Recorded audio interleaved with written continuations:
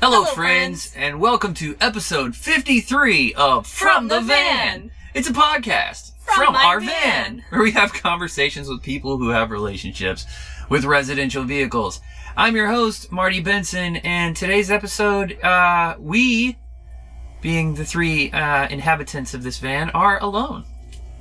Given the current circumstances, we do not have an in-person guest. We're sort of trying to figure out and sort out the logistics of having podcasts go forward with van life guests. And the optimistic part about that is that it'll enable us to interview people that we may have never been able to be in the same van with. The reason that I'm not doing it straight away is because I've produced one podcast with really shitty sound, and I don't want to ever do that again. It keeps him up at night. It really does.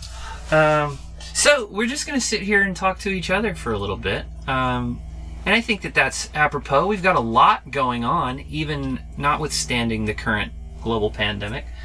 I am sitting on a brand newly upholstered couch that Colette's friend Katie, Colette wanted to get a pattern to upholster the couch in that had hops and barley on it, and she couldn't find what she wanted. Her friend Katie works in downtown Disney in Anaheim, doing airbrushing, right? If you get like a custom shirt or something like that? Letterbrush art. So okay. They can spell out your name with Disney characters, or like Disneyland with like all different, you can pick which Disney characters you want. But she's just always been a really wonderful artist. So since we were little kids. Yeah. She's amazing. Talented visual artist, and she did something with pencils and watercolors, and Colette sent it off to some website, and they turned it into durable canvas for the upholstery of the couch and wallpapers for the back doors. We put it on the barn doors. We're just like 99% finished with this van that we purchased in January 13th, and yeah, a couple little bells and whistles. We need to put some felt on some of the exposed metal parts of the van, but apart from that, it's up and running super well. Has been. Yeah. For when was TinyFest? Like 3 weeks ago? TinyFest was the 29th, because it's a leap year, of February, and the 1st of March. So it's been about 3 weeks that we've been in here. Yeah. Before we were staying in it with just the bed, and then we were staying in a house for a while, so we didn't have to take everything out and put it back in every day, over and over again. And then we've been in here for 3 weeks. And just in time. Yeah. Yeah, right? I wonder if it's really a benefit to us having moved into a bigger space right now, just because it gives us more room, more space. To isolate, wow. To isolate from the world and each other.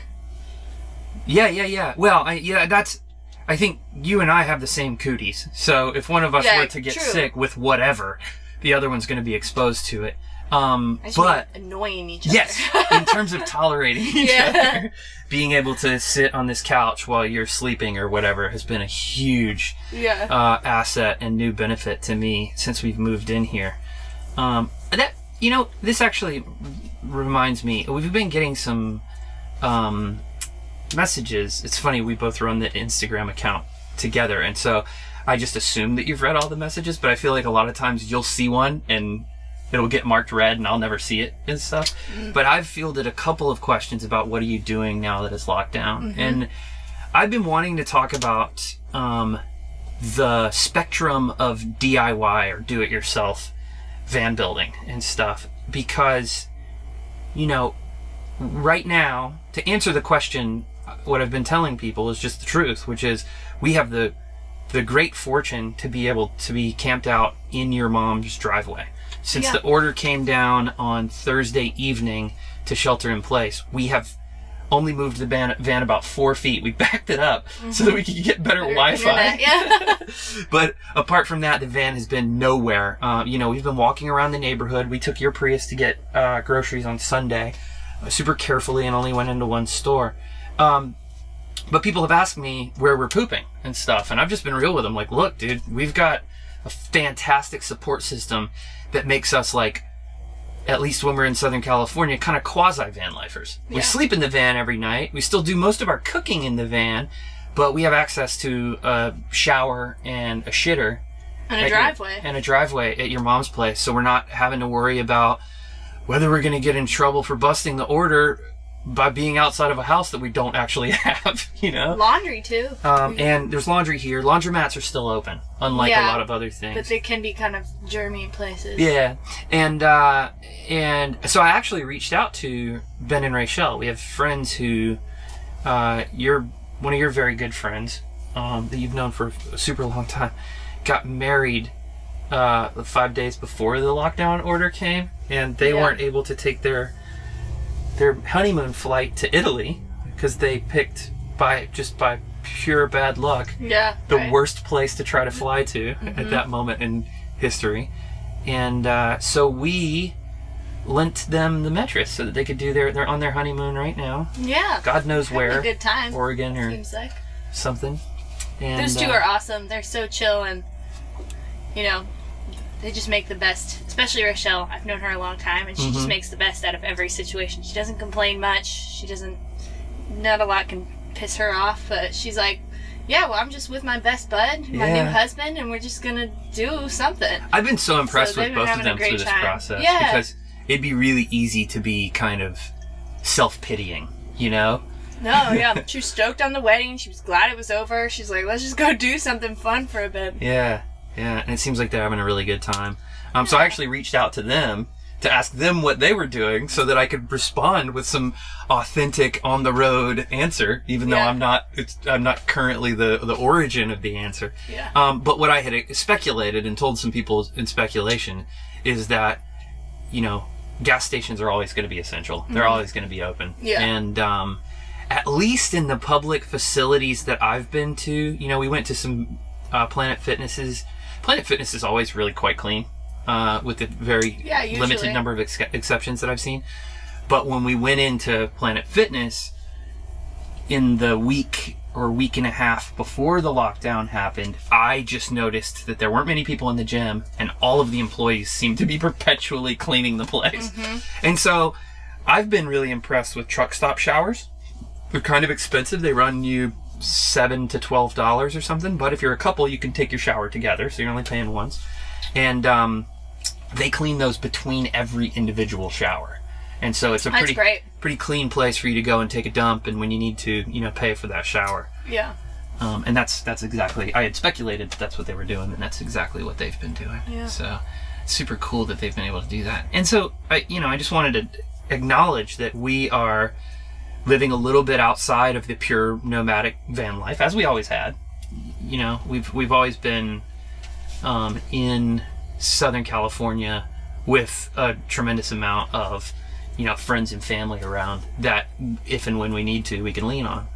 And the same is true with this DIY build. You know, like, I designed everything, I picked all the parts, but Alex put together the electrical system. You know, I picked all the colors and fun stuff. Yeah. and so, you know, you and I did it ourselves, but at the same time, you can never understate how important Jeremy was to the process in letting us use his driveway. How important my sister Katie was and still is, and constantly since we got rid of our address, letting us get all of our Amazon and mail and stuff at her house. And then, you know, how many people's tools did we borrow? We borrowed Paul's tools. We borrowed John and Heidi's ladder and sander. Jenny and Alex let us use their extremely expensive European tool set and stuff. And so Dad helped us. My dad helped us with the floor and the bed. He built those things himself, himself, gave us the flooring. Yeah. And then my mom's let us stay in the driveway and use her garage as storage for our crap. Right. All of our cardboard and scraps of wood we haven't gotten rid of yet. Yeah. So I think it takes a village. Yeah, and I think that's normally the story. You know, is that somebody's dad helped them build their van, or they did it, but they did it at a location that they didn't really have dominion over or whatever. And I think that it's super important to keep keep aware that it does take a village to make it happen. So super thankful for all of those things, and I think it's important to remain aware of the fact that it's hard to do almost anything yourself, you know. So some things are better to do by yourself. Like wiping your butt. Yes. Yeah. Good one, Marty. Thank you. I thought it was a good one. That's why I said it. Oh, jeez. I almost never accept help. Oh, yeah? Wiping my butt. Please don't ever ask me. I'll say no. Well, okay. I'll just hose you off. So what else? Let's talk about this lockdown thing. We've watched a bunch of movies with your mom. Yes. She had ordered it before the lockdown, but we've installed a 65-inch TV in her living room yesterday. Yeah. You guys did? Yeah. I made cookies yesterday. Yeah. Been cooking a lot. And Which is good. It's a good reminder that we need to cook for ourselves more. Oh, yeah. For shit, like, we spend so much money out, and when we were building the van, there were so many mornings where we just couldn't be bothered, and so we went to Taco Bell and McDonald's and all that crap, and it's like, oh, we should not be doing that on a regular unhealthy. basis. It's super unhealthy. And it's also expensive. Yeah. Even if you're going to cheap fast food restaurants like Taco Bell, you're still spending $7 on something that you could have made just as well or better for $2.50. Exactly. And I'm super interested in. I've noticed in my credit card statement just in the last couple of weeks, because we only go out to buy stuff at the grocery store when we have to. So anytime, even though we've been drinking a decent amount of beer still, anytime that we're doing it, we're paying retail prices, not bar prices. Yeah. And I've always been an advocate for binge drinking. I think that, people are like, oh, just have one or two beers. And it's like, no, dude, I can't feel a buzz. And so what I would like to do instead is drink a lot, but just not all the time. And I'm not super good at doing that because I have access to booze all the time. Yeah. But one of the things that I've noticed that I realized this morning, we hadn't been to the grocery store in a few days. And on Sunday, we went out to have this virtual party that we ended up having a good time at. We went I want to talk about in a minute, yeah. But we went to the store and bought 24 heavy-duty IPAs and drank all of them in 2 days. And a day. Like basically 24 hours, right? And so it was like this little day and a half bender that I was on. But now I'm not going to go to the store for a couple more days because all I quote unquote need is beer. And so it's like, it's shuffling me into the routine that I've always wanted to be in anyway. So there's a silver lining to this pandemic, you know? So let's talk about you and me and Jen and Gina the other night. And Katie. Don't forget Katie. Yeah, there were 4 of us. 4 accounts, but like 7 people. Yeah, Jeremy popped on for like a second so we could watch him work. Mm-hmm. Yeah, that was fun. So I guess Zoom is like really getting a lot of traffic now in this time because it's like a super easy video chat platform to use. It seems like it was a lot easier than Skype, a lot easier than FaceTime and all that. And you can have a bunch of people. And so we just threw a little party. We texted a bunch of people. We're like, come drink with us virtually. And it's different than a party because it's really hard to not you can't break off into separate conversations or talk over each other because it's like then you can't hear what's going on at all because it's coming all at once through your computer speakers. But it was fun. I want to play more games when we do it. Yeah, then we found that house party thing. Yeah, house party. I wanted to find Cards Against Humanity, figure out a way to do that. I'm sure there's a way to do that on the internet. Well, I think if you do it with your cards, the person picking has to know what everyone's card is. But, I don't know, maybe we could get past that. I don't know. I was wondering that about Zoom, too. Is that's a weird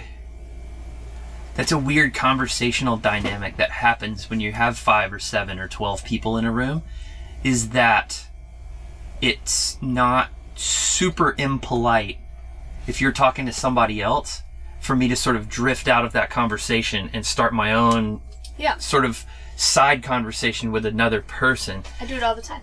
Yeah, and I wonder if there's I wonder if there's going to be a way to bake that into these applications, because clearly if the application has a sophistication to allow 30 people to listen to each other and talk to each other on the internet, then certainly I could go, oh, I want to gossip with Colette about that right now. And then you can sort of cloister off, but how do you do it without everybody else knowing that you're not paying attention to them anymore? And then in that conversational setting at a party, it would be totally polite for me to drift away from one conversation to go have another one.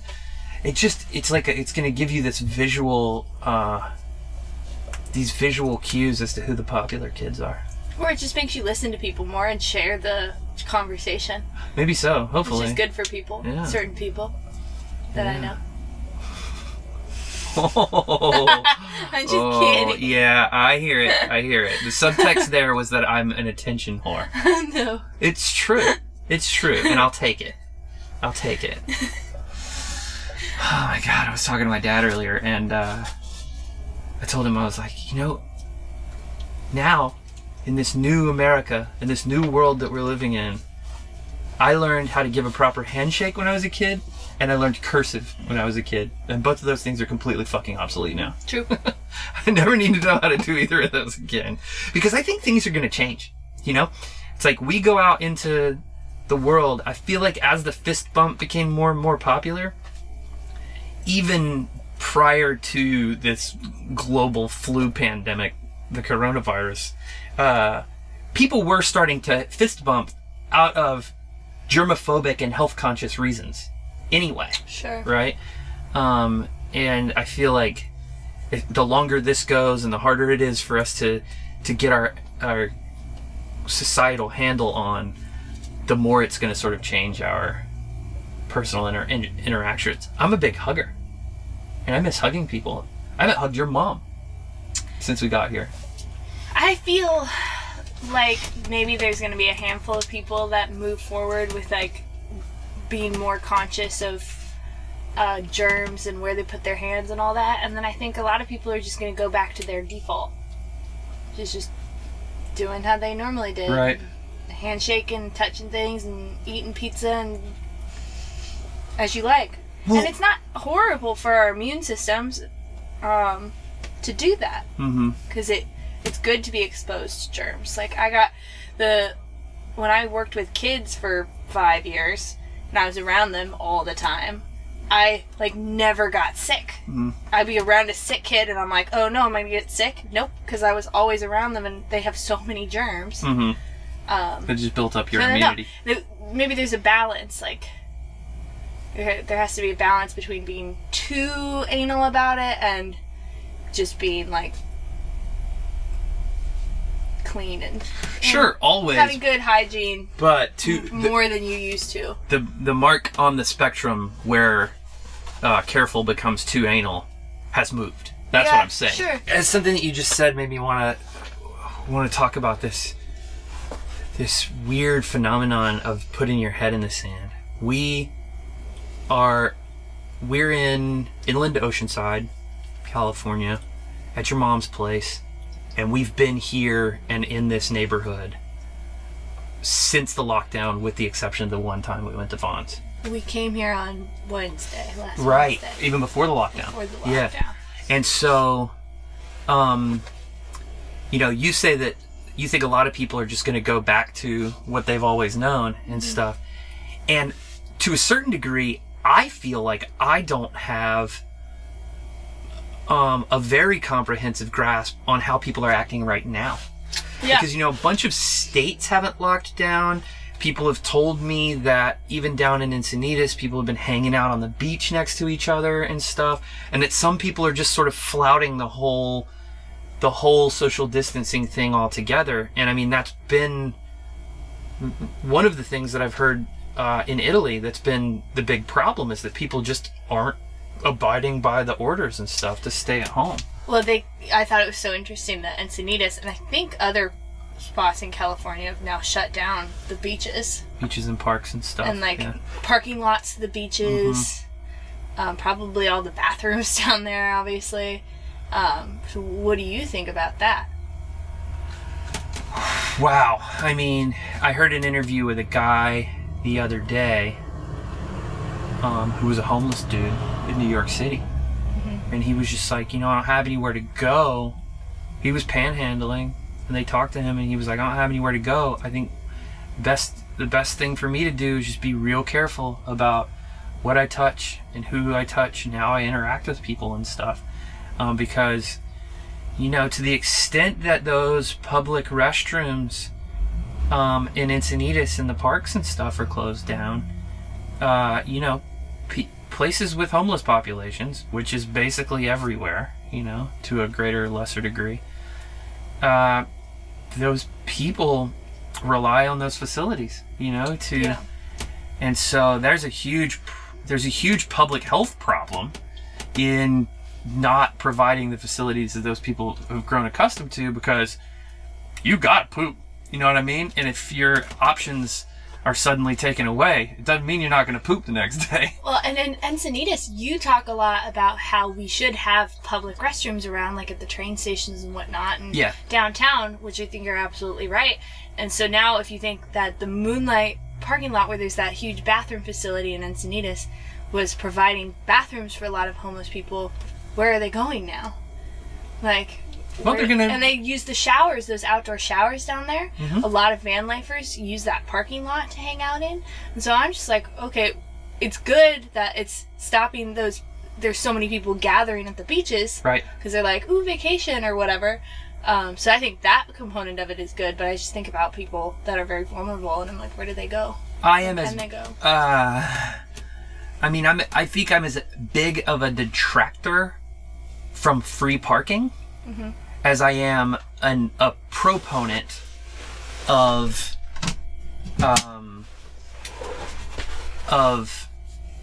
public restroom facilities, right? Yeah. Because free parking subsidizes cars at the expense of the carless.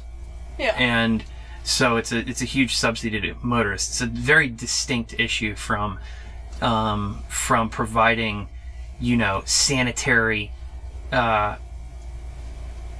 facilities for the must-dos, Sure. The things that you gotta do: wash your hands, poop, pee. I doubt that those showers are closed down. But I don't think there's any beach access. And maybe you're just not allowed to walk onto that property anymore. Like I said, I'm not out there, so I don't know. It's really interesting. Especially for somebody who's in public so much, walking around and in the parks and talking to people. It's really interesting to me to be sort of completely isolated from all of that, and all I'm getting is this sensationalized reporting, I'm trying to sift through that to figure out what's actually going on. Are we just shaming millennials like we always do, or are their kids actually just being super irresponsible? And my guess is that the answer is both of those things. A little bit of both of them. But yeah, closing the bathrooms I see as very problematic, because if you gotta shit, you're gonna shit, and you might do it behind a bush instead of in the public toilet. So closing those restrooms down, if that's happened, would be hugely problematic. Closing the parking lots down, is not a problem. Yeah. To the extent that it keeps people from coming to recreate at the beach, that is a purely recreational parking space. You can't park overnight, no matter who you are. And yeah, van lifers are using it to congregate, but we're supposed to not be congregating. And so, exactly. I know Madeline and Caleb and Christian Hinkle are or were out in the middle of nowhere together, and I think that's purely healthy, because they're loner, a couple and a dude, and they're only gonna expose each other to themselves to each other. And so I don't think I think that's what van lifers ought to be doing right now. If you don't have a place with an extra bathroom and stuff to hunker down at, like we're doing at your mom's, then the thing to do is get out, and if all the bathrooms are closed, get out to somewhere where it's ecologically okay for you to take a dump in the dirt. You know what I mean? BLM land or whatever. I keep thinking we should go out to BLM land, but I really like to shower. And we can only take so much water with us. Mm-hmm. Even if we don't have a shower head attachment in here yet, like we did in the mattress. Right. Even if we had that, like, we can only have so much water. Yeah. So, I just really like showering. I'm with you on that. You know, when I lived in an apartment, I was a 2.5 to 4 showers a day sort of person. Mm-hmm. And quick showers, of course, to try to conserve water and stuff. But I love taking a shower when I've been sweating for whatever reason. But in a survival mode, it's really okay to not shower but once a week. And I understand that we have the luxury to not do that, but, you know, I wouldn't choose to not shower but once a week, but if pushed to the brink, it's really not a terrible thing to do. Yeah. You got little baby wipes and isopropyl alcohol to make your pits not stink. You're cool. Just makes me think that, like, we should probably invest in some kind of shower system that can be out the back doors for a situation like the one Jenny and Alex have. Yeah, maybe so. A future situation. We would need a lot more water. But yeah. I don't know. It definitely does sort of change. This is an unprecedented thing, you know? It's like to all of the detractors from van life who think that you need a shower and you need a toilet and where do you poop and where do you shower, which is the most asked question when you're at Tiny House Festival or whatever, TinyFest. Yeah. That's the main question. And that question is very easy to answer 3 weeks ago. Yeah. It's not as easy to answer now. Mm-hmm. But you also have to keep in mind that the people who haven't attempted van life and don't perceive it as a viable way to live, the reason they have bathrooms in their houses is not because what if there's a global pandemic and I can't go anywhere? Just have a bathroom. Yeah. Sure. So it's not like they had some sort of foresight that we didn't have. It's just that the van lifers set themselves up to be dependent on gyms staying open, which is a completely unforeseeable closure, you know? Yeah. Well, not completely unforeseeable, but it's, you know, it's like some shit you would make a movie about, you know? It's not a disaster that just sort of happens on a regular basis. Yeah, definitely.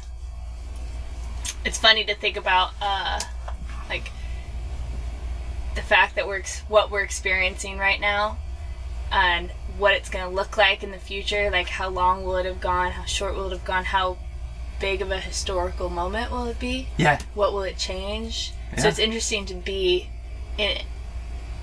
Just be like, I'm a part of this right now.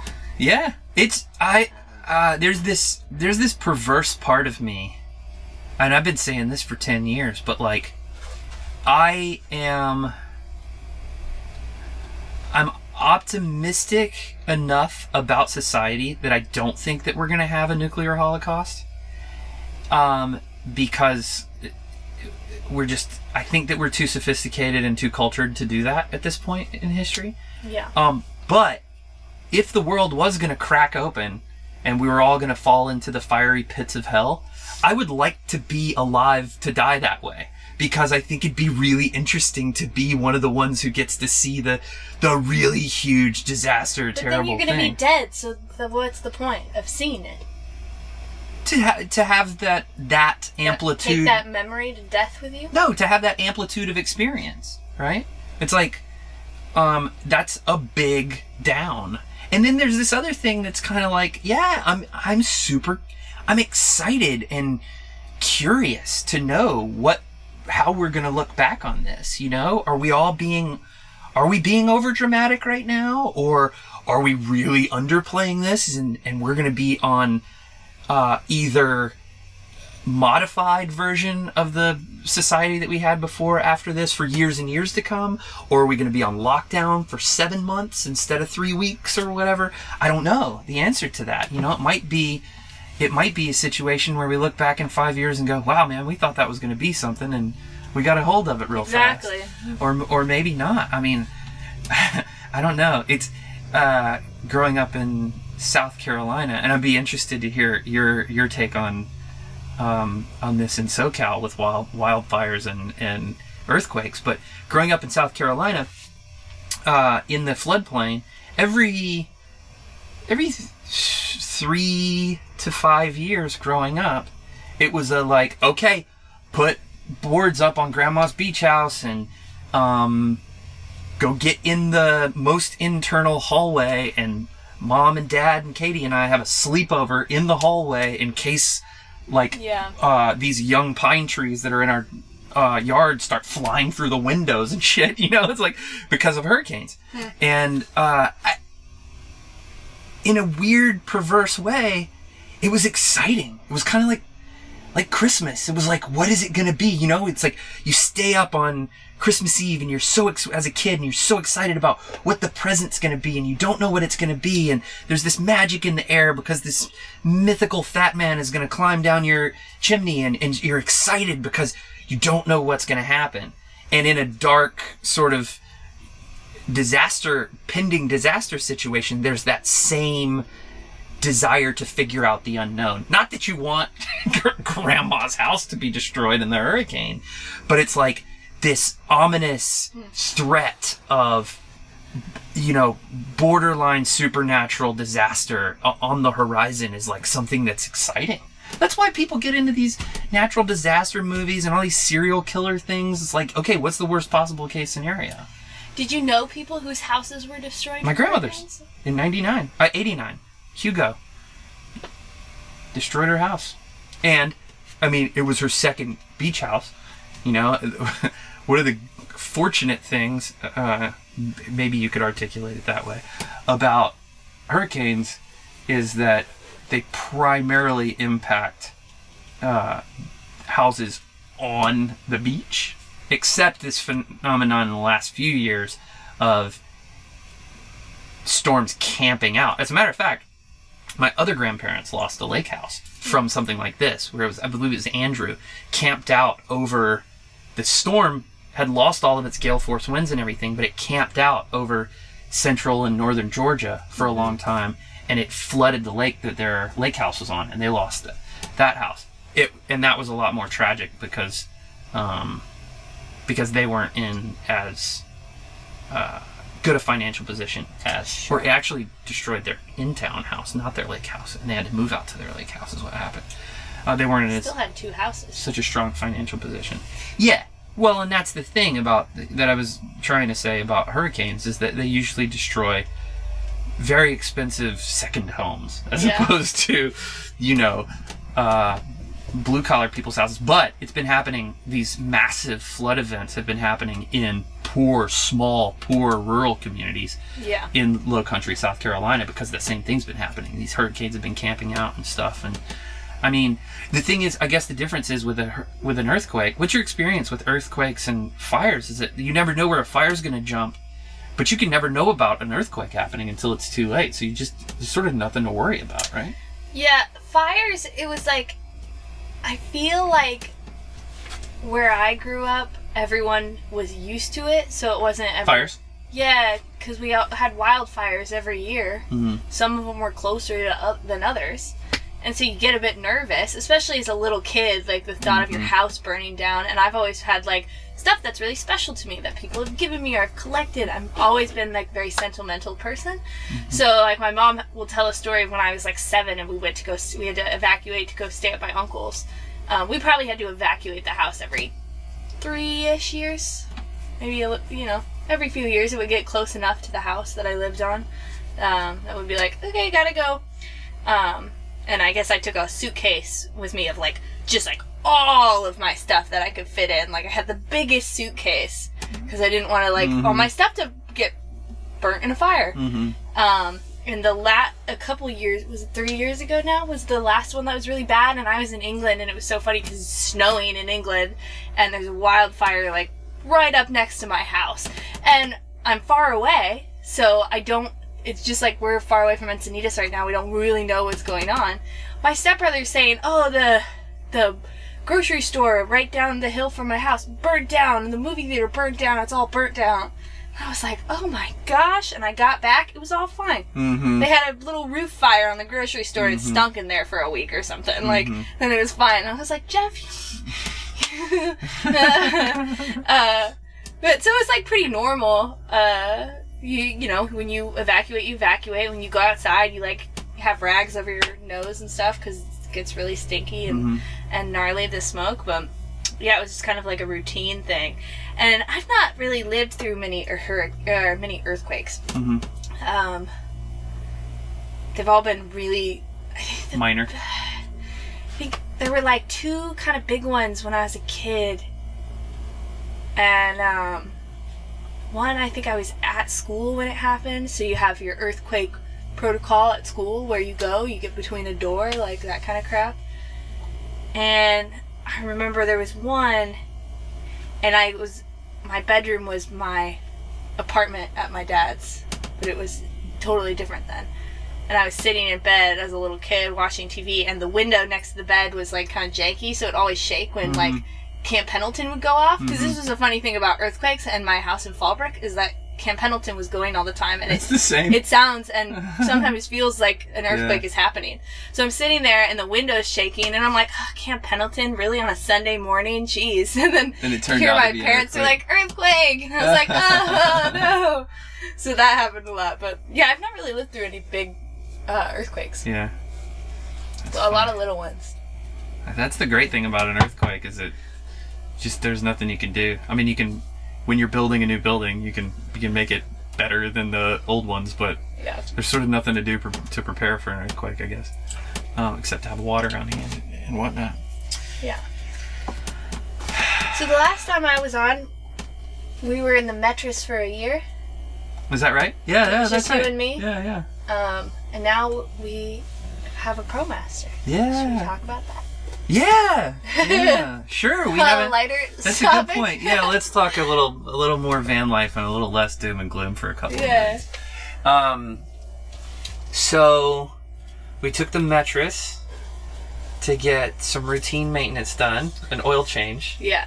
And the Dodge dealership is literally next door. Yeah, and we've been talking about a new van since a year or whatever. We've been talking about it forever, since almost a couple months after the Metris. But now we had started to shift between the ProMaster and the Transit. We had been thinking we wanted the Transit more. Yeah. But I was like, let's go drive them. Yeah. And we had gone to the dealership at Ford to look at a Transit, but the thing that really changed my mind about the ProMaster, we had met Dave and Matt from Dave and Matt Vans, and they spoke very highly of the ProMaster. We know a bunch of people who have ProMasters. Greg and Jess spoke really highly of theirs. And then I met Mark from Nomadic Customs. Yeah. And he says that it's his favorite van to build in. And the thing that he had told me that nobody else said is the fact that because it's front-wheel drive, which Matt and Dave had said is preferable in snow, not that we're ever in any snow. If you're going to have a two-wheel drive vehicle, they said that front-wheel drive just works a lot better. But the big design difference, from my perspective as a person who's always in perfect weather, is that there's no drivetrain going from the front to the back. So the van on the exterior is like, so you can get a Transit that'll be 6'8" in the inside, but that van on the outside is like a full foot taller than this van, even though the inside of this van is 6'4", and so you just get a lot more dimensions, cargo space relative to external volume. Yeah. Ratio is higher, and so you get more house for your length and height of your van. I think this is only like 10 or 8 or 10 inches longer than the mattress in terms of length, which is crazy. The ProMaster is 17 feet 9 inches overall length, and the mattress is 16 feet 10 and a half inches overall length. Yeah, so it's like 11 inches long. I have it written down. And we're going to make a video about why we chose the ProMaster. But we built this van out in about 5... Like I said, it's not finished yet, and we've sort of been lollygagging on a lot of the very last things. Because we got time. Because we have time now. We went in to... We took the mattress to get an oil change, and we went over to the Dodge dealership to test drive. Yeah. So you could test drive a van. Mm-hmm. And then what happened? They had a 2019. This was January 13th, 2020, my father's birthday. And we walked over there, and it was like, oh, that looks like the one we'll drive. And we were just prepared to sort of drive whichever one, even if it was a low top, because you just wanted to feel how the van drove and what the visibility and stuff was. But they had, and I keep saying, we had the great fortune of living in a tiny van. Yeah. Because almost everybody builds into the 159 wheelbase of the ProMaster, which is a lot longer than this van, but because we knew that we could tolerate living in the tiny little mattress super happily, we didn't even really entertain the idea of going longer than the short wheelbase, which is the 136. And they had a 2019 136-inch wheelbase at a price that was only a little bit higher than we were expecting to pay for a used van with 30,000 miles on it. Yeah. And so it was like, oh, shit. 30 miles on it. And there were 30 miles on it, yeah. And so it was a situation where I was like, well, let's drive it. That's what we came over here to do. And the salesman guy was salesmaning me. And he was like, I can give you a great deal. I can give you a great deal. And I was like, all right, call the fucking bank. Here we go. You got a good deal on it for a brand new vehicle. Yeah.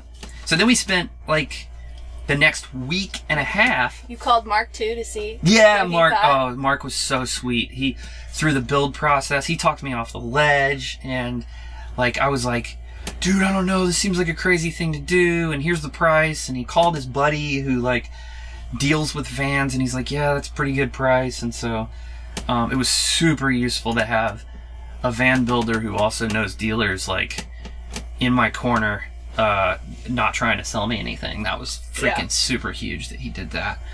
And so then we bought the van, and the one really great piece of restraint and patience that we practiced is that we didn't really work on this van at all for the first week and a half that we had it. Yeah, we put all of our energy into the mattress. All of our energy into the mattress to get it ready. Some love. Ready to be sold.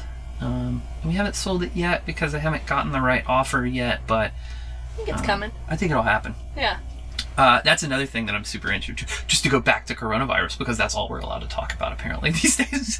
I'm super interested to see if this global event, this huge economic disruption in the United States, makes the van more or less popular in the near long term. Over the next 2 years, are more people going to go, well, I need a cheaper way to live and a contingency plan, and this sort of checks both of those boxes, so I'm going to do it? Or are people going to be like, oh, I'm so much more risk averse now than I used to be. Yeah. I want to hunker down and do what I'm supposed to do, which is the traditional, American dream picket fence thing. Yeah. It'll be interesting to see how that goes. So yeah, we got the van. We built the hell out of it for about 5 weeks and got it quote unquote finished for TinyFest. And we pulled both vans up to TinyFest to show them off. And you spent that entire evening while I was socializing with people, moving us from one van into the other, because you're a fucking angel. Thank you. I know. And I see that when we talked about some things are better to do by yourself, so wiping your butt, and I said in my brain organizing and cleaning the van, because I'm just better at that. And I'm a control freak. You're better at it than me, but you're also better at it when you're without me than you are when you're with me. Is what you're saying, yeah. But yeah, do you love it? Do you love the new van? I'm so stoked on it. My one gripe about it, and this is just like a no-brainer, shouldn't even be upset about it. My one gripe is that it drinks gas compared to the other van. You know, of course. We're getting like 13 and a half or 14 miles to the gallon, where we were getting almost 23 in the Metris. Yeah. And so that's a bummer. But in terms of, you know, we got both of the swivels in after a little fiasco, and I think that, again, living in that little van and working things out where they needed to be. And you and I, it's not like we didn't put any work on it, but we just sort of simmered and thought about what we were going to do in the new van for 12 to 10 months before we even had the space to build into. And so we knew what we were going to do. We knew what we wanted. And, you know, we still haven't gotten the Lagoon mount to put our little swivel table on. But apart from that, structurally, everything is completely in place. You know, we've got a little touch-ups and stuff to do here and there. Yeah. Cosmetic stuff. But, like, I can't conceive of a large layout element that I would change. You know? I mean, obviously, I didn't do all of the calculations about where things were going to open and close, and so we had to recess this thing here and build out and pull back and this thing there, and we originally set the drawer set about 2 inches further forward in the van than we wanted it. That's up under the bed, and had to slide it back. But apart from that, like in terms of like broad strokes layout stuff, I think we did it exactly how we need it. Yeah. And that's not to say anything about whether this is the right layout in general, right? No. Because everybody does a different thing. And I want to say, because this is something that's been really frustrating me over the past few months. The more we're on YouTube and the more we're at these van life events and around van life people. The haters are getting to you. People are really critical of what other people are doing in their vans. Yeah. And I just want to shake those people and be like, it's my fucking van, or it's their fucking van. Like, everybody, you're having the luxury of creating your own space. Yeah. As beautiful, as simple, as like crazy as you want. Yeah. You get to pick your layout. You're the one who has to live in it. Mm-hmm. So shut up. You don't. It's just so rude to me for there to be people commenting on what they think that you need. And it's like, maybe it's too close to home. It's like the mansplaining or whatever for me. But I'm just like, stop trying to tell people what they need or what they want or what you would do. Like, do it in your own van. Don't tell me what to do. Okay, at this juncture in the program, I think it's very important that I ask anybody who's still listening and or watching to go on some social media and troll Colette. I just want to say, like, it to be a very supportive, like, thing, because people are figuring out something that's totally new. You know, you barely know how to build a van still, and you've done 2 of them. Yeah. It's like, it's a very new thing, and you're getting to design your own space, which is something that barely anyone does. Yeah. Even in a house, you decorate it, but you don't pick where your outlets go and where your doorknobs look like and stuff like that. Well, so, if you get a purely custom home, then you do, but those are wildly how expensive. Often do people do that? So I just want to say, you know, be supportive of people. Know that what they're doing is what's best for them, and you do what's best for you. Just like with anything in life. I think that at the end of the day, it's better to approach other people. And I think the thesis of Malcolm Gladwell's new book, Talking to Strangers, which I highly recommend to everyone, is pretty on point with this. But it's better to approach other people with a Socratic method. You know, why are you doing this? Why did you choose to put this here? Because I'm never going to be offended if you ask me that.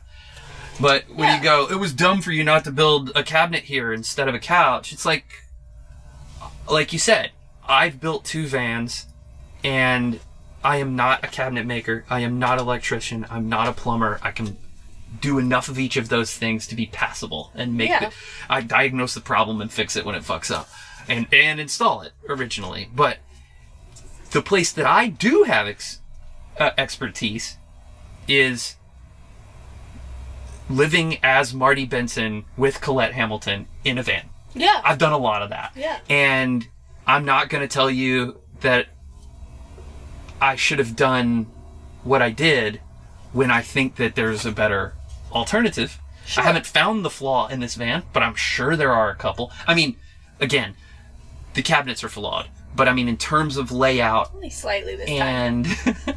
In terms of layout and functionality of the space, I haven't found a thing that doesn't work the way that we intended it to work. And it's beautiful in here. And it's beautiful. And so, but when I find that flaw and somebody goes, oh, why did you do this instead of that? You know, like I do with the mattress. Yeah, if I had known how well I was going to install the electrical system, I would have put it under the bed so that I could have kept the cabinet that it's currently in as an important piece of, you know, cabinetry real estate. But I didn't know, and I screwed up, and that is something at TinyFest that provides a learning opportunity for everyone who comes and has an open mind to ask me about, and I'm happy to share that. You know, approaching anything like you know better than somebody else is just a boneheaded way to act, probably. It's all a learning curve. Yeah. You know, we changed a lot about the mattress, and we moved things around, and we figured out where things were. And it was the best possible educational experience for designing this van. Yeah, we learned what we needed and what we valued, and we had a rough idea of what we wanted in this van, and we still changed it a bunch of times, like what the actual layout was and where things went. We didn't think we wanted this wardrobe for a little while, and then we decided it was totally worth it. We wanted it, then we didn't, then we wanted it, and we wanted to do different things and decided we didn't need them. We wanted a toilet, we decided we didn't want a toilet. Like, you know, it was changing for us all the time. So that's the just like for everybody. That's the real curious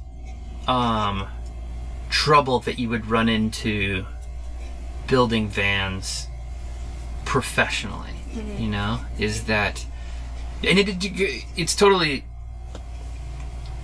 you can totally tailor it to whatever your business model is, right? Jenny and Alex at Terra X, they do custom vans sometimes. What they're trying to do is build spec vans and sell them. And then, you know, Jenny and Alex are building high-end, perfectly put together vans, but they want to build what they want to build because they think that they can build the best product and then sell it to somebody who likes it. As opposed to, you know, the challenge of all of these people who thought that you did something stupid in this van, who haven't ever lived in a van, trying to convince those people of what they actually need in a van who have never experimented with living in a van would be a mind-boggling exercise. Well, one, you don't know what they need in their van. Exactly. That's what I'm an expert at, is living in a van with you. That's it. Yeah. we know what we need, what Marty and Colette need, what works for us. Yeah. And I think we figured out something that works for us. Yeah. And a lot of people have done that too, and that's just cool. That's one of the coolest things I think about van life, is just getting to completely choose what your space has. Yeah. And I mean, there's space. We can figure it out. If we decide at some point that we do need a bigger water tank, we can do that. If we decide we need a toilet, we can do that.